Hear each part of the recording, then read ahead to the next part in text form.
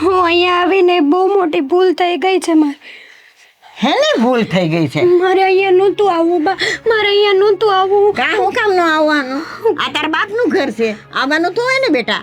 પણ કહેવાય છે ને કે જ્યારે એક દીકરી સાસરે વહી જાય ને પછી એના બાપનું ઘર એનું નથી રહેતું. એ ઘર છે ને પારકું થઈ જાય છે. આવું તને કેમ લાગે છે? આજે એ વાત સાચી પડી બા, આજે એ વાત સાચી પડી.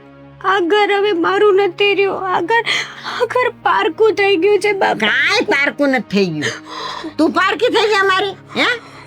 હું આ ઘર માટે પારકી થઈ ગઈ પણ છું. કેવી રીતે તે માની લીધું? હે? કઈ રીતે માની લીધું કે તું પારકી થઈ ગઈ? ભાભી હા? ભાભી જે રીતના વર્તન કરે છે ને એ રીતના મને એવું લાગે છે કે ભાભીને નથી ગમ્યું હું અહીંયા આવી નહીં. અરે ભલા માણા, ભાભીનો તો સ્વભાવ જ એવો છે. એ તો મને એવી રીતે કહી દે છે, બોલી જાય છે. એના પેટમાં પાપ નથી હોતું. ના બા, જેમ પહેલા હું આ ઘરમાં રહેતી હતી, જેમ પહેલા આ ઘરમાં હું ને ભાભી રહેતા હતા ને એ રીતે માન સન્માન મારા અને ભાભીના સંબંધો એવા નથી બા. બેટા તારી ગેરસમજ થાય છે. આ તો હંધુય આલ્યા રાખે બધે.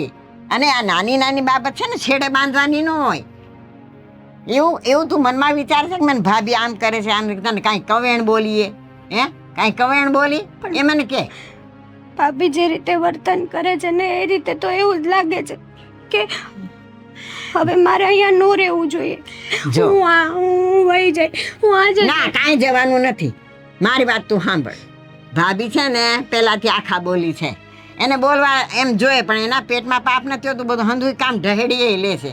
પણ હા, થાકી જાય માણસ તો ક્યારેક બોલી જાય. એવું કાંઈ મનમાં ન રાખવાનું હોય પાછું. મેં ભાભીને કીધું તું કે હું મદદ કરાવું તમને, પણ નહીં.